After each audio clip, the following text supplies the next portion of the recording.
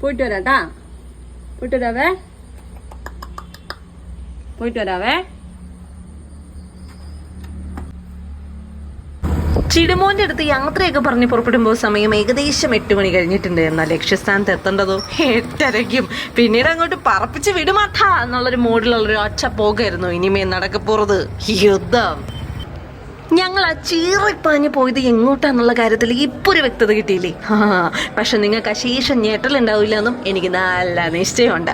തുടരും മൂവി തിയേറ്ററിൽ തന്നെ എക്സ്പീരിയൻസ് ചെയ്യണമെന്ന് കുറേ പേര് പറഞ്ഞ് കേട്ടപ്പോൾ തൊട്ട് ടിക്കറ്റ് നോക്കി കുത്തിരിക്കാൻ പറഞ്ഞിട്ട് കാലം കുറേയായി. സിനിമ കണ്ടിട്ടും ആഴ്ച 1 കഴിഞ്ഞു. എനിക്ക് തോന്നുന്നത് 7-ാം തീയതി മറ്റോ ആണ് ഞങ്ങൾ ഈ സിനിമ കണ്ടിരിക്കുന്നത്. ഏതായാലും ഇടയ്ക്കൊക്കെ വെച്ചിട്ട് നമ്മളിത് എങ്ങോട്ടേ പോകുന്നതെന്നൊക്കെ നമുക്ക് പിടികിട്ടുമെങ്കിലും നല്ല ത്രില്ലടിച്ച് തന്നെ കാണാൻ പറ്റുന്നുണ്ട്. എന്തായാലും സംഭവം കൊള്ളാം. സിനിമ കഴിഞ്ഞങ്ങോട്ട് ഇറങ്ങേണ്ട താമസം വയറ് കിടന്നങ്ങോട്ട് ഫുഡ് എന്നൊക്കെ അറിയാൻ തുടങ്ങും. സ്വാഭാവികം. തൊണ്ടതി ബിരിയാണി കൂറിയിടുന്ന ചേട്ടനാണ്, മേൽ പറഞ്ഞ ബിജു ചേട്ടനാണ്.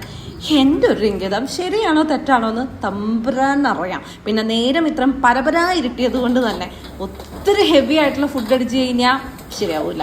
അതുകൊണ്ട് തന്നെ നമുക്ക് ലൈറ്റ് ആയിട്ടുള്ള വേ പിടിക്കാം. അതുകൊണ്ട് തന്നെ ദോശയും ചട്നിയും സാമ്പാറും കൂടെ ഓരോ ഓംലേറ്റും കൂടെ ആയിക്കഴിഞ്ഞാൽ ശപ്പാശ്. അങ്ങനെ ഓംലേറ്റിന് പറഞ്ഞ് ഓംലേറ്റ് ആ ചേട്ടൻ ഉണ്ടാക്കുന്നത് ആസ്വദിച്ച് അത് വീഡിയോയിലും കൂടെ പകർത്തിക്കൊണ്ട് നിൽക്കുമ്പോഴാണ് ആ കാഴ്ച ഞാൻ കണ്ടത്. കണ്ടോ ആ ചേട്ടൻ നൂഡിൽസ് ഉണ്ടാക്കുന്നത്? ആ നൂഡിൽസ് ഉണ്ടാക്കുന്ന കണ്ടിട്ട് ആ നൂഡിൽസിൻ്റെ ഫാനായി മാറി ഞാൻ.